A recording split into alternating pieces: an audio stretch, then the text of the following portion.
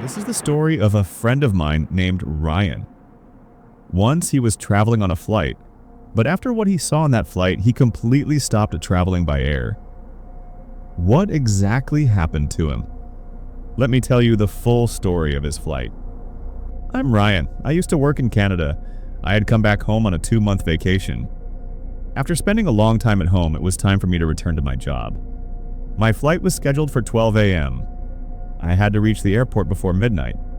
So I left my house exactly at 10 p.m.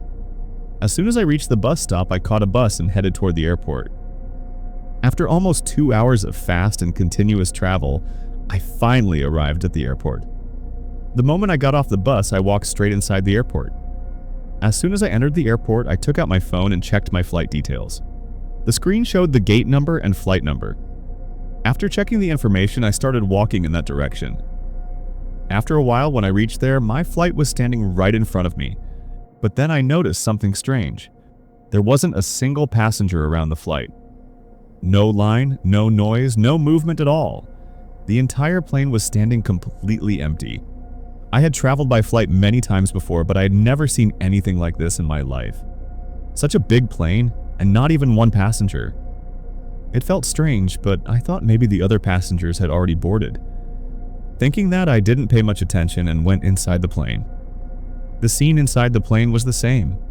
Empty seats everywhere. My seat number was 12A. I went and sat down in my seat. The cabin was completely silent. Only the faint sound of the air conditioner could be heard. About 5 minutes later, the flight took off from the runway. Slowly, the plane lifted off the ground and soon reached a high altitude. After some time, the screen showed that we were flying at around 30,000 feet.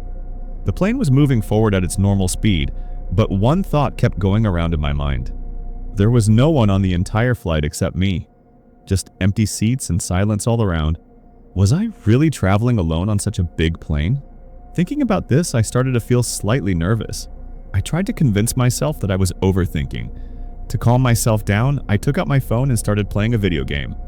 For about 15 to 20 minutes, I stayed completely busy on my phone, trying to ignore everything around me. Suddenly, an air hostess came and stood right next to me. Her voice was very low, almost like a whisper. "Sir, what would you like to have?" I was badly startled. I didn't even remember hearing her footsteps. The moment I lifted my head and looked at her, my breath stopped. Her clothes looked extremely old, as if they hadn't been washed for years. Her face was strangely expressionless. No smile, no emotion. Her eyes, completely empty. I kept staring at her. My throat had gone dry with fear. In a shaky voice, I said, "For me, please bring chicken." Without saying a word, without blinking, she silently turned and walked toward the cabin. I kept watching her movements. That's when I realized there was absolutely no one else in the entire cabin. No passengers, no sounds, just silence. After a while, the same air hostess appeared again. This time she was holding my plate. As she extended the plate toward me, she said, "Sir, your order." The moment I heard her voice, chills ran down my spine. I quickly took the plate and said, "All right, you may go now." Without saying a word, she silently walked back toward the dark end of the cabin. And as soon as she disappeared, a deathly silence fell over the entire cabin again. I started eating the chicken, but the moment I took the first bite, something felt wrong. The chicken tasted extremely strange, completely bland, almost rotten. It felt like it had been sitting out for days. The meat was cold, and as soon as it entered my mouth, a strange, foul smell spread. I wanted to throw the plate away, but some unknown compulsion made me finish the entire chicken. As soon as I finished eating, a strong dizziness hit me. My eyes grew heavy. The cabin lights started to dim. I kept trying to open my eyes, but it felt as if someone had forcibly glued my eyelids shut. And then, I didn't even realize when my eyes closed completely. The next moment, I had fallen into a deep sleep. About half an hour later, my eyes opened, but the moment I looked ahead, the sight I saw shook me to my core. The plane I had been sitting in no longer looked like a flying aircraft. It had turned into an old ruin. The seats were torn from their places. The walls and ceiling were completely stripped of color, and rust and damage were visible everywhere.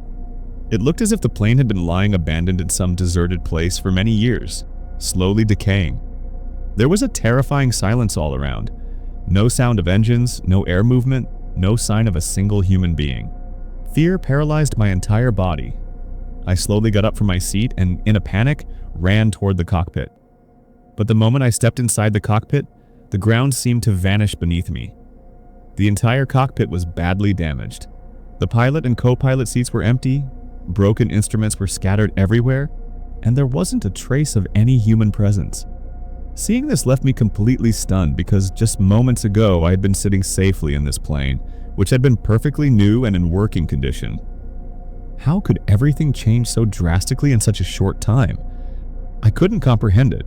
I nervously scanned the cabin, and that's when I realized the horrifying truth. My flight wasn't on any airport runway. It was lying stranded in the middle of a deserted desert. Outside the plane windows, nothing but sand stretched endlessly. No buildings, no roads, no signs of human life. Only emptiness and barren desert. Trembling with fear, I ran to a window. As soon as I looked outside, my breath caught in my throat. It was clear. I was trapped in a completely deserted desert with my flight. In a panic, I somehow managed to get out of the plane. Outside, I turned back to look at it. Now, the plane looked entirely like a wreck. Its wings were badly broken, the front part completely shattered, and half of the aircraft was buried in the sand. It looked as if the plane had crashed many years ago and had been lying there ever since, taking the full brunt of time and elements. The sight was so terrifying that my heart started pounding violently. My hands and legs were shaking and my mind felt numb. I was completely paralyzed with fear because by now I realized that I was not standing in an ordinary place, but in the middle of a mystery from which escaping seemed almost impossible. By then, I had quietly made up my mind that I had to get out of there at any cost. With that thought, I started running as fast as I could, and on foot, I covered almost a kilometer. By that time, evening had fallen, and darkness was slowly spreading. Around me, there was nothing but desert, and my fear kept growing with every step. I kept asking myself over and over what was happening to me. I then took out my phone and tried calling home, but being in the middle of the desert, there was no signal, and the internet didn't work either. Still, I kept moving forward, hoping to find some help, but it was of no use. About an hour passed, it had become completely night, and darkness surrounded me. In desperation, I turned on my phone's flashlight and continued walking. After a short while, I suddenly heard voices. People talking, a lot of them. But due to the darkness, I couldn't tell from which direction the sound was coming. Hearing that gave me a strange sense of relief. Maybe help had finally arrived, and I would be saved. Then I saw a faint light in the distance, and I moved toward it. As I got closer, I saw that there really were many people standing there, talking to each other. They were at a distance, so I couldn't clearly see who they were or why they were in the middle of this deserted desert. I thought to myself, whatever it is, I just need to get out of here, so I approached them, hoping they would help me. As I slowly got closer, I saw that they really were many people. Someone holding a bag, another with a small child in their arms, all standing as if waiting for something. I was astonished. In a desert where there was not a single person or road in sight, what could they possibly be waiting for? I asked one of the men, "Brother, who are you waiting for here, and what are you doing in this place?" He looked at me and said very calmly, "We're waiting for the plane." Hearing this, the ground seemed to slip beneath my feet. I said in disbelief, "Are you joking? What plane comes to this desert?" He laughed and said, "Don't you know? The plane lands right over there and we take it from there." I felt either this man was insane or playing some trick on me, because in a place with no roads in sight, imagining an airport was impossible. I asked another man where they were going, and he gave the exact same answer.